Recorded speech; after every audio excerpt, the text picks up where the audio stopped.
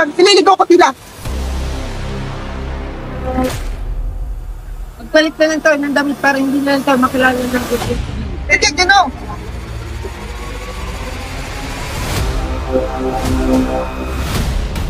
Huwag na lamang tayo umalis. Lumaban na lamang tayo. Hindi tayo matagalan sa kanila kapag tayo pa nasa isang tata. Mauna ka na Ginoo. Salamat.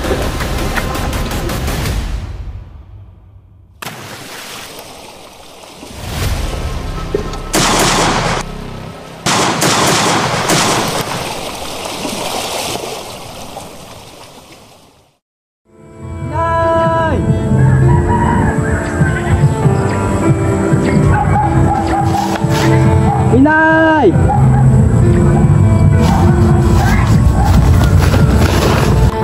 Inay! Inay!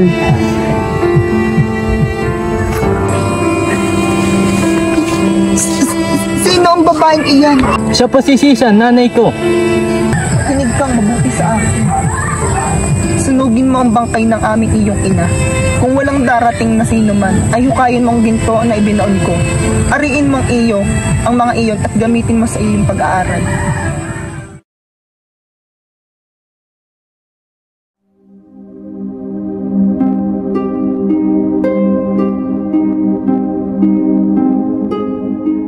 Kay tagal kong hinintay ang araw na ito, Maria. Sa wakas ay magsasama na tayo ng panghabang panahon. Kung ako man, yan din ang aking hiling, ngunit alam nating dalawa na walang nagtatagal sa mundong ito. Lahat ay may katapusan, kaya hindi ko kayang sumang-ayon sa'yo. Anong ibig mong sabihin, mahal ko? Crisostomo.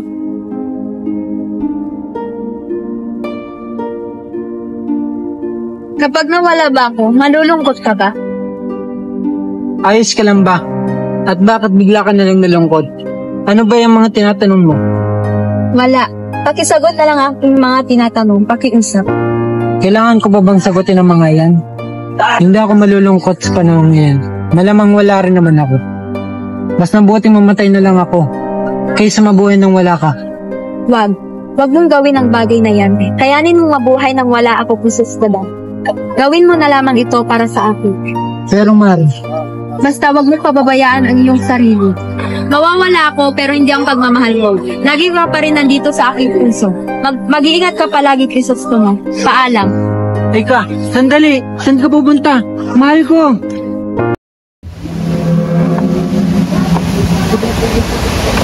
Maria, panaginip lang pala. Dinadalaw na naman ako ng mapait kong nakaraan. Naghirap ako at nasaktan ng husto. At hindi ako makapapayag na mabaon lamang ang lahat ng iyon sa limot. Maghihiganti ako at sisiguraduhin kong malalasap ninyo ang sakit na matraidor, lalong-lalo na ng isang kaibigan. Wala na ang Crisostomo Ibarra na likas na may pagmamahal sa kanyang bayan. Patay na ang binatang iyon. Humanda kayong lahat sapagkat isinilang na ang magtuturo sa inyo kung ano ang tunay na kahulugan ng salitang sakit. Magbabalik ako hindi bilang si Ibarra kundi bilang si Simon at sisiguraduhin kong magbabayad kayong tumalikod sa akin. Pababaksakin kayong lahat ni Simon.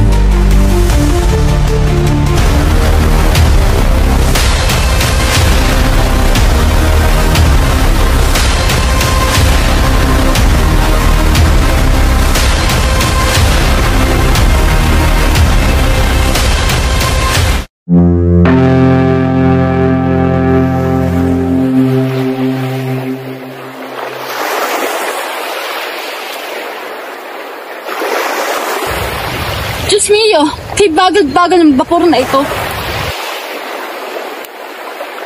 Kapitan, wala na bang itutuloy ng bapor na ito? Kay bagal-bagal, ang mga salot sa lipunang ito, mga Indyong wala namang lugar sa pamayanang ito. Nakakasira lamang sila sa paligid, mga basura lamang sila sa daan. Mga Ginoo at Tonya, naisip ko lamang na mas kailangan natin bigyang pagpapahalaga ang pag-aaral. Tumahimik ka, Benson. Hindi mo na kailangan punta sa eskwelahan para matuto na sensya. Sapat ang karanasan ng mga tao upang mapaunlad ang ilog Pasig. Alam mo ba kung anong kakayahan ng sinasabi mong dalubhasa sa agham? Ang sabi ng mga biyasa sa agham ay ang kahinaan at sadyang mapanganib.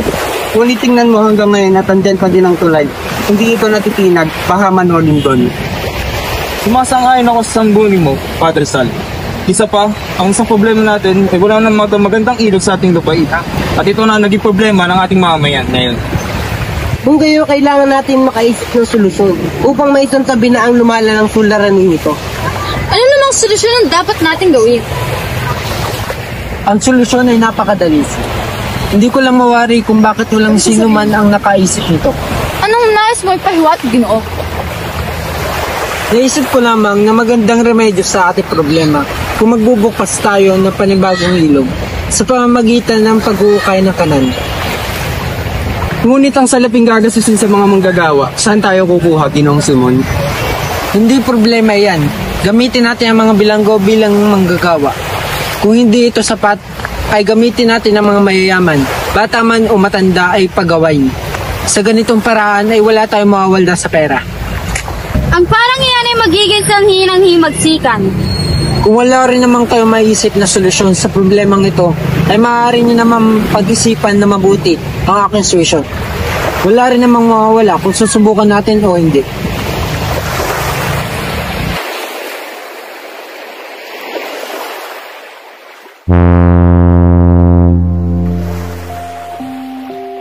Kamusta ang kalagayan ni Kapitan Tiago? Mabuti-buti naman po siya, ngunit tayo niyo kumain talaga at ito. Mabuti naman kung ganun. Sa ngayon ay pag-usapan muna natin ang tungkol sa akademya ng wikang Kastila. Tinitiyak kung hindi ninyo may sasakatuparan. Kaysa dapat tuparan po namin, hinihintay lang po namin yung pagpulot. Sinisigurado akong hindi ito sasangayunan ni Padre Sibayla.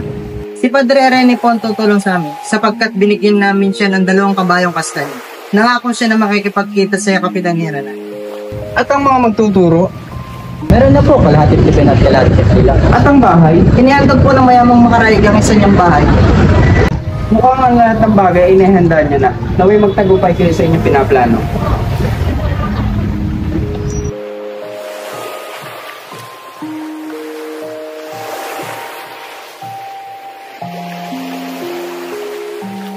Magandang umaga sa inyo mga binata.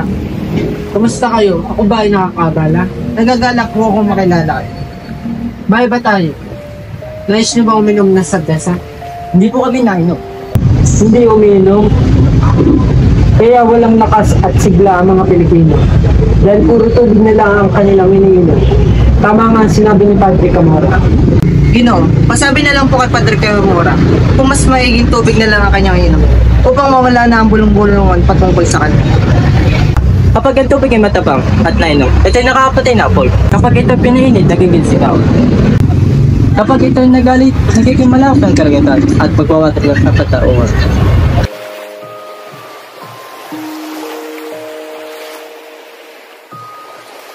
Magandang araw sa inyo mga Ginoo.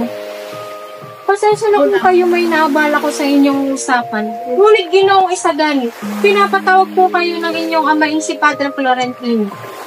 Ganun ba? Sige, sunod na din akong salamat. Paano ba yan kaibigan? Mauna na ako sa'yo. Kung gusto mo sumama. Hindi, ayos lang at magkikita tayo mamaya at maglalakad lang din at magkabahan lang.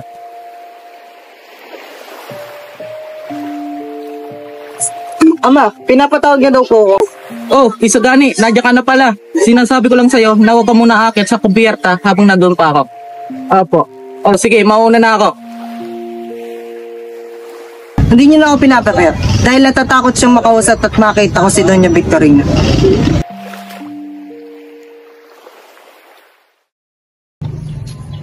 Ano problema, anak?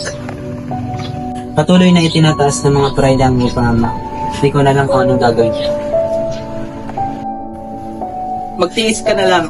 Isipin mo na natalo yung 30 piso sa sugal. Pero sumusobra na sila, ama. Di ako makapayag. Paglalaban ko ang karapatan ko sa lupaing ito, idadala ko to sa korte. Akin ang lupaing ito. Pabesang talis. Lupang salya. Nasaan ang pambayad mo sa upa? Akin ang lupaing ito, kaya di ko kailangan magbayad. Ganun ba? Sige. Kung di ka magbabayad, makakarating to kay Alvarez. Siya na mismo ang haharap sa'yo. Tay, ano po nangyari? Ang correct niya, pinagbabayad ako sa mga sarili kong libay. Hayaan mo tayo. Hahanap ako ng paraan. Pamamasukan ko ako kay Humanitensya. Kailangan mo ba talagang gawin yan? Saan ako kukuha ng 500 piso? Ang mga alahas, maliban lamang itong agnos, handog ito sa akin ni Basilio. Kaya wala na pong ibang paraan, Engkong. Gagawin ko ang lahat ng aking makakaya upang maligtas si Ama, ang mga tulisan. Buo na po ang aking loob, Engkong. Wala na pong ibang paraan kundi ito. Basta Apo, mag-iingat ka doon. Mahal na mahal kita.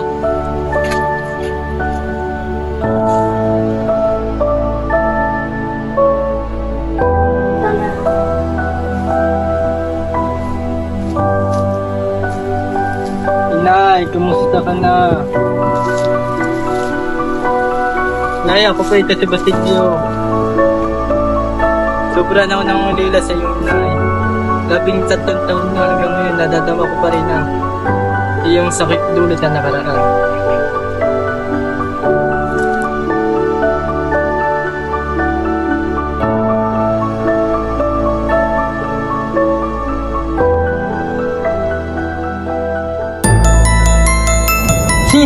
Si Ginoong Simon ba yun? Teka, siya nga!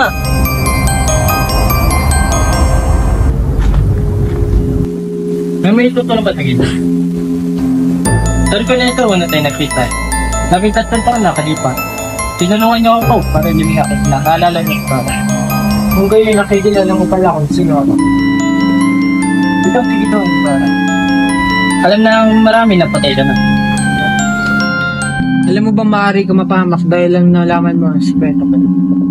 Ang pagbunyag sa tunay kong pagkatao ang sisira sa mga plano ko. At hindi ko haya mapunta na lang sa wala ang mga plano ko. Parang sinabi niyo na rin na nagkamali ako ng patilalaktigin, no? Ako nga tumulong sa iyo 13 taon na nakakalipas. Pumunta ako noon dito upang pahalagaan ng isang kaibigan na nag-alay ng kanyang buhay para sa ating bansa.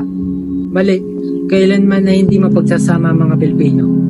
Magiging dahilan lamang ito upang tuluyan ang talikuran ng mga Pilipino ang kanilang sariling wika. Hindi yan mangyayari dahil mali ang iyong nakakala. Masyado na talagang nalason ng wika ngayon ang kaisipan. Sumama ka na lang sa akin, Basilio. Sabay natin to pa rin ang aking mga plano laban sa mga mapangapi. Salamat din sa iyong alok. May mga pangarap ako na matupad. Gusto kong mapagtapos sa pag-aaral at maging ganap ng doktor. Ha? Nagpapatawa ka ba? Kapag ba natapos ka sa pag-aaral at naging doktor, magiging masaya ba ang lipunan para sa iyo? Gumagabi na, umuwi ka na sa inyo. Hindi ko inihiling na itago mo ang tunay kong pagkatao.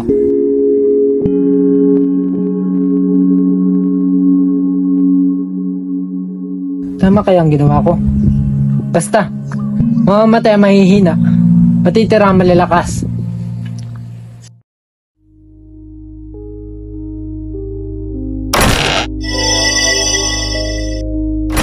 Ang gaganda naman ng mga alahas na yan.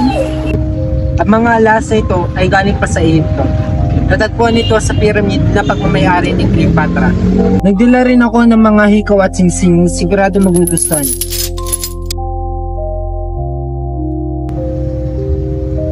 Bumibili din ba kayo ng mga lumang hiyas, Ginoo? Opo. Babay Santales, wala ka bang ipagbebenta sa akin? Tapos na po ang alas ng aking anak. Isa na lang ang natira. Kung gayon ay maaari ko bang makita yon? Ito ang kwintas na sinasabi ko sa inyo, Ginoo. Sandali, kung hindi ako nagkakamali ay dating pagpamayari ito ng aking kaibigan na si Maria Clara. Suot-suot niya ito nung pumasok ng monasteryo. Ang ganda! Magkano kung ito'y bibilin ko? Ipagbibili mo ba ito ng 3,000 piso? Sabihin mo lang kung magkano at handa akong bilhin ito. Pasensya ka na, Ginoong Simon. Puritingin ko muna ang permiso ng aking anak tungkol dito. Maiwan ko muna kayo.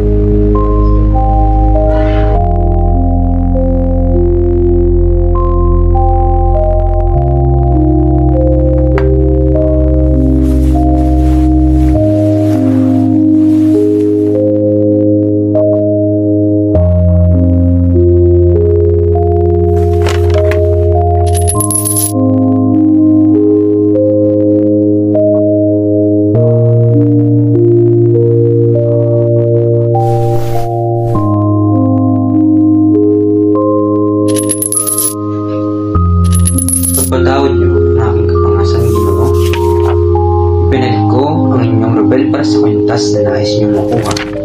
Kailangan ko ng sandata dahil ako ay sasama sa mga tulisan. Mag-iingat kayo, Ginoo.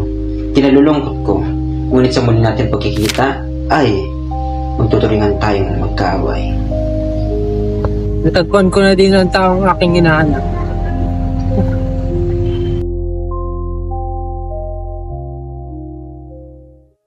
Sige nila mayroon lang kayo lang. Pumayag ka na po ni Miss Julie. Sa tingin ko masapat na pag-alila niya sa inyo. Basilio, tama na, nakakahiya. E di sana hindi ko na lamang siya pinautang. Gayon di pa ako nakakatubo. Pumayag na po kayo, ako na po bahala magbayad ng tubo. Basta pauwi na ninyo po si Julie. O siya, sige na nga. Alis na muna ako.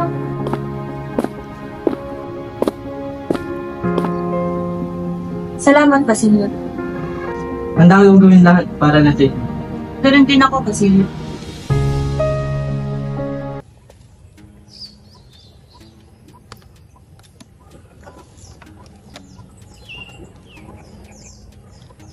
Sumakasang-ayon talaga sa akin ng tadhana. Panalo na naman ako dito. Ano ang kailangan mo? Humingi po ng pahintulot ng mga bata upang makapagpatayo ng paaralan na may wikang Kastila. May ibang bagay pa tayo na dapat pagtuunan ng pansin. Isa pa, hindi napapanahon ng kanilang kahilingan. Tama ang sinabi ni Padre Sibayla. Bukod dito ay nakikita kung masama ang layunin ng mga kabataan iyan. Pinamumunuan ng ilang kabataan na kilala sa lipunan ang nasabing kahilingan. Itala niyo ang mga pangalan iyan. Pero general, ang mga bataang iyan ay sadyang walang laban. Makatarungan naman ang kanilang kahilingan. Kung sila ay umubuso at saka na lang natin sila hulihin.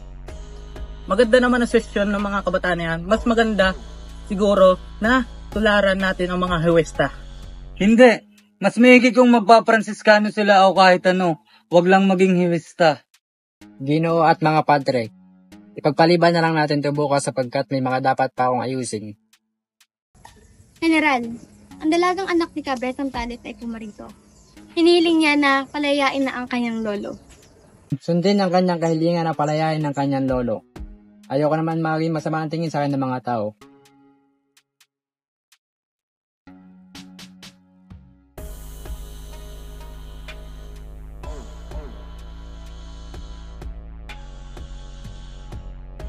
Kamangha-mangha talaga ang taglay na kagandahan ni Binibining Paulita. Di ba, Placido? Ngunit nasisira ang ganda ng Binibini dahil lagi sumusunod ang kanyang tiyahing impupita.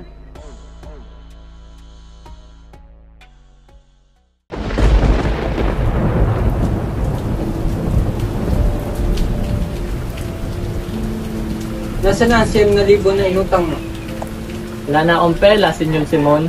Mga opisyal tenyente, lahat sila utang, akin, pero di bayan. Ngayon ko pa naman kailangan ng pera. Sige, ganito na lang. Total, kaibigan naman kita. Gagawin kong 6,000 piso na lang ang utang mo. Kung papayag kang itago na lang sa tindahan mo ang mga armas kong dala. Ako payag basta kita tayo pela. Pero baka huli tayo sundalo.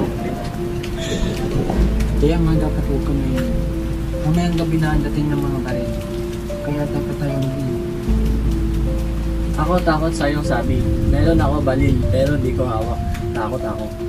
Sige, madali naman akong kausap. Bayaran mo na lang ang utang mo ngayon. Ako payag na, pero ikaw huwag damay akin. Huwag kang mag-alala. Akong bahala sa iyo.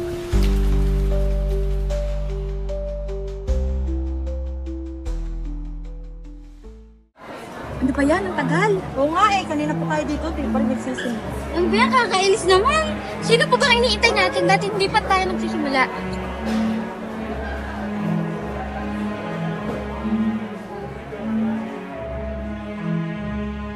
Kasama na naman ni Paulita yung wanita na yan. Di hamak na mas angat ang aking kagandang lalaki kaysa riyan.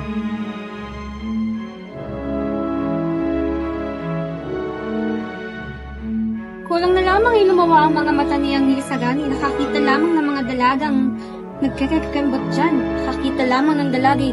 Titig na titig na.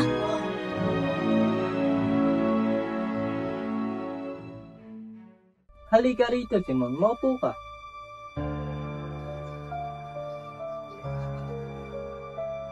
Kamusta si Kadan Tiago? Mahina ng kanyang katawan at wala na siyang ganong kumain.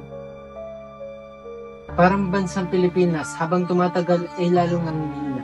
Oo nga pala, napapunta ako dito upang sabihin sa iyo na sa loob ng 1 oras ay mag-uumpisa na ang himagsikan. Pumili ka ang iyong kamatayan o ang iyong kinabukasan. Saan ka papanig? Sa mga mapangapi o sa bansang iyong kinagisnan? Hindi ko din alam, ano dapat mong gawin? Kayaan kita makapag-isip, ngunit dalian mo. Dahil tumatakbo ang iyong oras. Simple lang naman ang gagawin mo. Pamumunuan mo lang ng isang pangkat sa pagsalakay sa kumbento. At pananatilihin mo ang kaligtasan ni Maria Clara, maging si Kapitan Tiago. Huli na lahat din mo, pati niya si Maria. Kasinungalingan, tila masama ang iyong biro. Hindi totoo yan. Bumalik ako para iligtas siya, kaya hindi maaari iyan. Bawiin mo ang iyong itinurang, Ginoo. Hindi pa patay ang taong mahal ko. Ito ang kasulatan na naglalaman na lahat ng namatay siya ng kanin na hapon.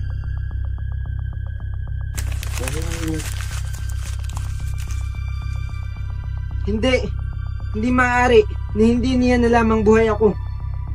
Namatay siyang dala ang sakit at pagtiis.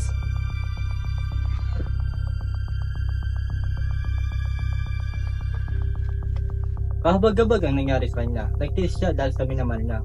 Ngunit itong kabayaran sa kanya, sadyang malupit ang tadhana.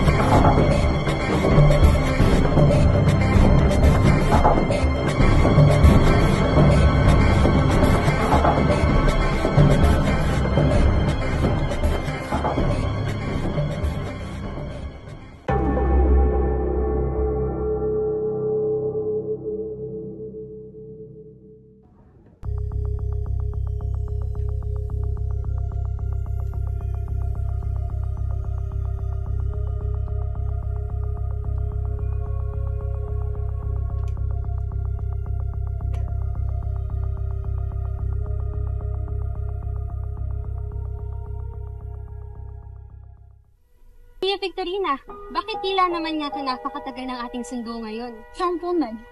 Sagani, Paulita, maaari ka ba munang umalis may pag-uusapan? Sige po, Tia Victorina. May balita ka na ba sa aking pinapahanap, Sagani? Wala pa po ako naririnig tungkol sa asawa niyo, senyora. Bueno, balitaan mo lamang ako pag may nalaman ka na.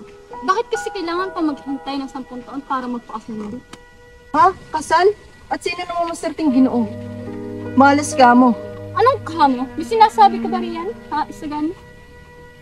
Ano, dahil wala ka namang naibigay sa akin na ganito ang balita, maaari ka natin. Sige po, senyor. Kawawang nila lang. Sanay gabayan siya ng puwang may kapal. Ano yung tinuturan diyan? Tila ito yung sinasabi. Wala po, senyora. Alis na po ako. Kung gayon, maaari ka na umalis. Hoy, ikaw, pumarito ka nga. Ano ba ito pa lang na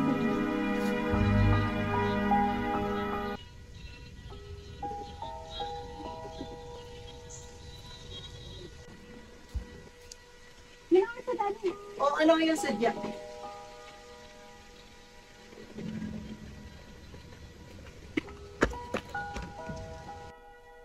Paulita, boses. Alam mo naman na tumakas lamang ako sa aking tiya Victorina.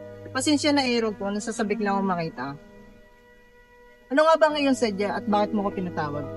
Pinatawag kita dahil nais ko lamang malaman kung desidido ka na ba talaga sa iyong desisyon. Ngunit Paulita, hindi mo ba gusto ang buhay na ninanais ko para sa'yo?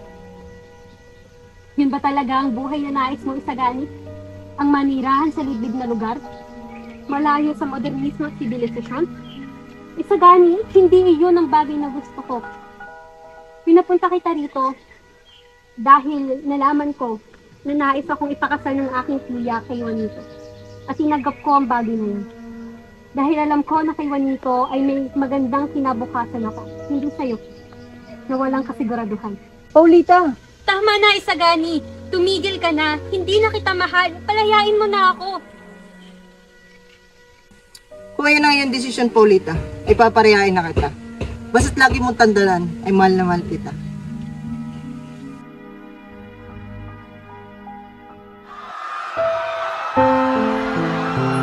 Sandali, ano nangyayari? Hindi mo ba nababalitaan? Ang alin?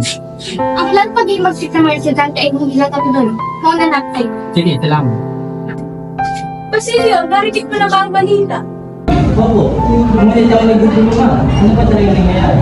Nagkaroon ng planong pag-iimagsik ang mga kabataan at maraming estudyante ang nasangkot dito. Ang mabuti pa ay sundin mo namin yung mga papeles. Mag-iingat ka, Basilio.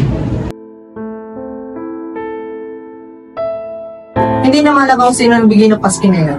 Ang mahalaga, sama-sama pa rin tayo lalaro para sa ikaunlad ng Pilipinas. Kailangan din na tayong matali.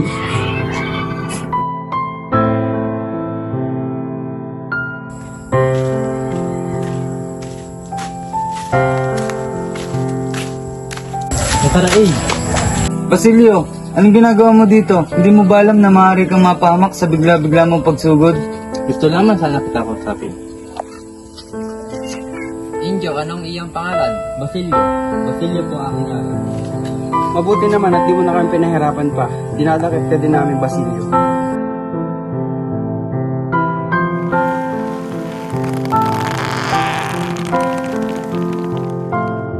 Teka lang, sandali. Wala ba akong ginawa namang kasalanan? Tama na ang satsat. Sumama na lang kayo sa amin.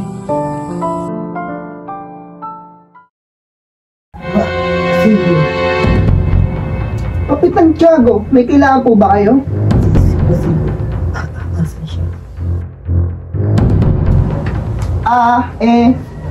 Asan siya? Nahuli siya at nakulong.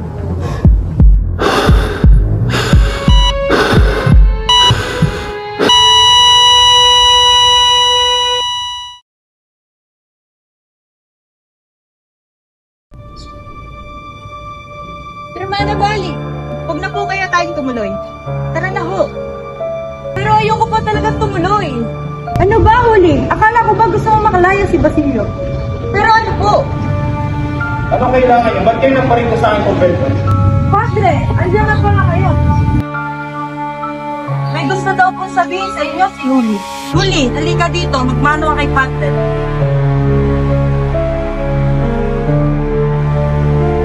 Padre, maiwan ko muna kayo upang kayo ay makapag-usap. Hermana, huwag niyo po akong iiwan dito. Sige na, Huli. Mag-uusap lang naman kayo. Huwag kang mag-alala. Nasa labas lamang ako. Hermana Bali! Alam ko ang pakay mo, Julie. Nais mong makalaya si Basilio, tama? Sige, tutulungan kita. Ngunit lahat ng bagay alam mo mayroon pa pa rin. Hindi po ako makalaya si Basilio.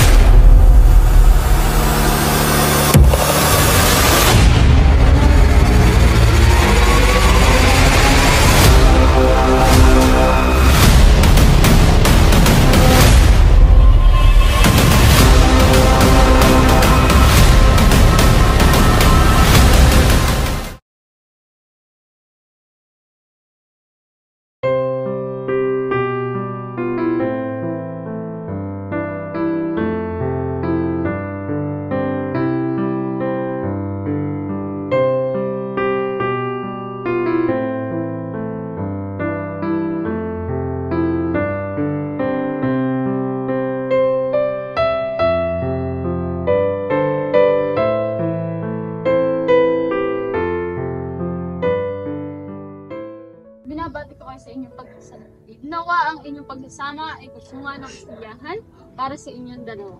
Maraming salamat po, Tia Victorina.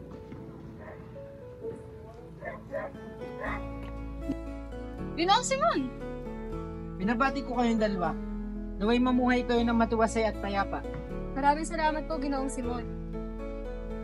Salamat po sa inyo, Ginoo, at asahan yung magiging maayos ang aming pamumuhay. Juanito, maaari ko ba muna makausap si Paulita? Ganun po ba, Ginoo? Maiwan ko muna kayo. Kung gayon, sasama na ako muna sa kanya.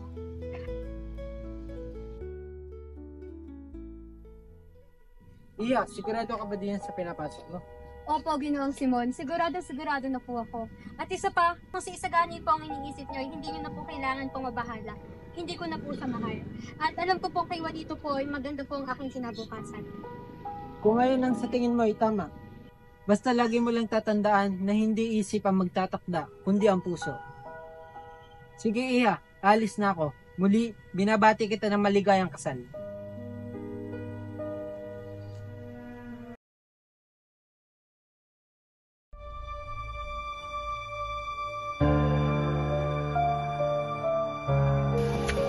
Diyan lang. Basilio, anong sadya mo? Maupo ka muna.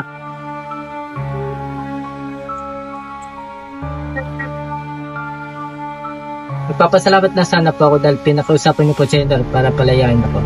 Walang anuman. Ayun lang bang ipinunta mo dito? Nais ko pong sabihin na po, kapag na po ako sa inyong gusto. Naging masamang anak at kapatid ko, nararamdaman ko na lang kundi galit at pagiging kante, kaya sasama na ako sa inyong Ginoo.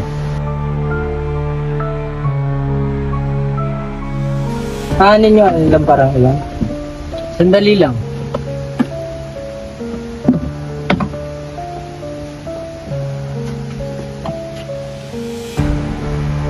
Sandali, ito ba'y dinamita? Oo, ngunit hindi ito basta dinamita lamang. Ito ang mga damdamin na tinisip. Ngayong gabi, mapaparusahan ang makasalanan na nagtatago sa katotohanan.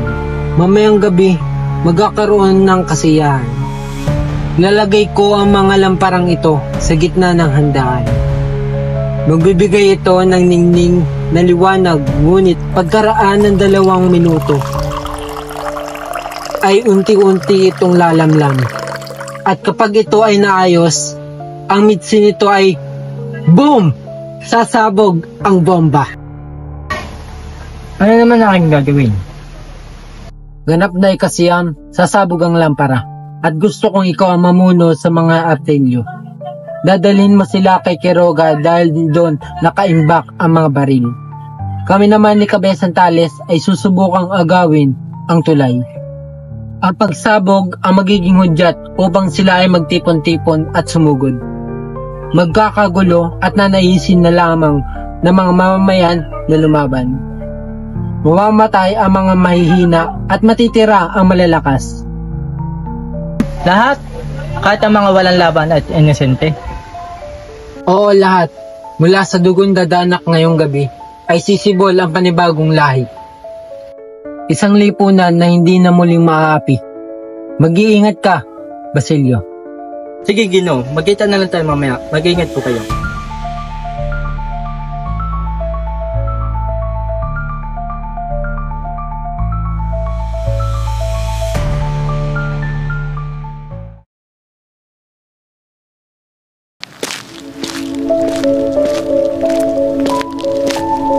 Hoy, Sagani, saan ka pupunta? Pupunta ako si Paulita Basilio sapagkat hindi ko na siya makikita po. Kailangan ko siyang makausap ngayon na. Huwag ka na tumuloy. Ngunit baka ito na huli kong pagkakataon upang makausap siya.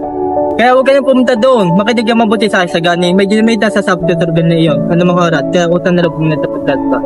Ba na siya bukas? Binalaan na kita kaibigan. Sana nakinig ka na sa akin.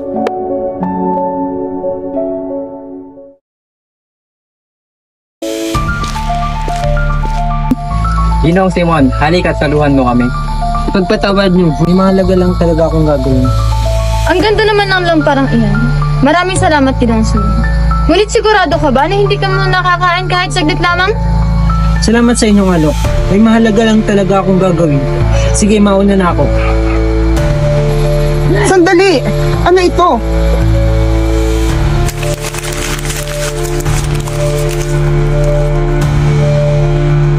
Masamang biro iyan. Huwag kayong mabahala dahil hindi naman siguro totoo yun.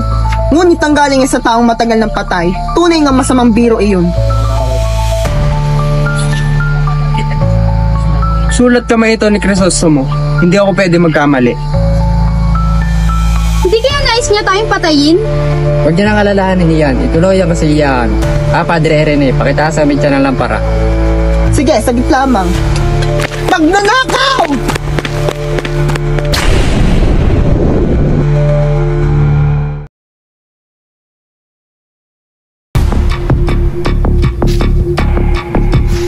Nagtagumpay ka, Simon. Dapat magsaya ka.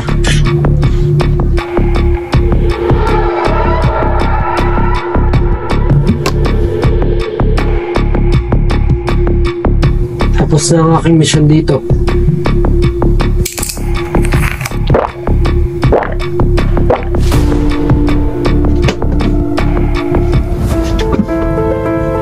Padre!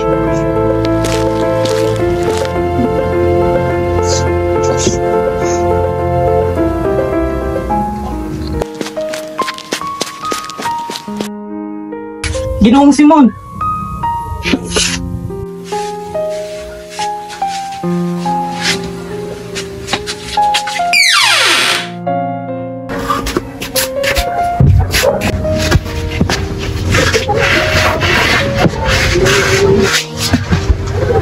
Diyos ko po! Sandali lang. Tatawag ako ng doktor. Huwag kayong maglala, Padre. Nangyari na nangyari. Magagabi na.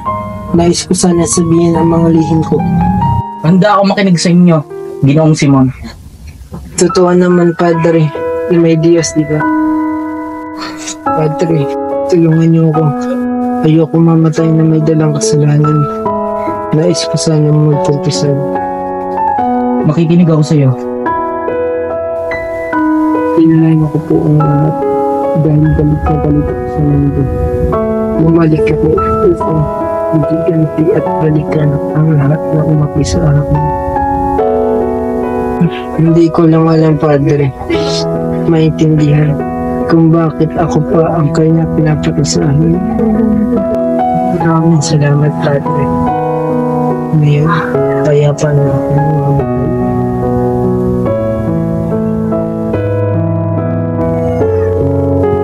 O Diyos ko, gabayan niyo po sana si Simon sa inyong palasyo. Hayaan niyo po siyang sumaya sa inyong piling.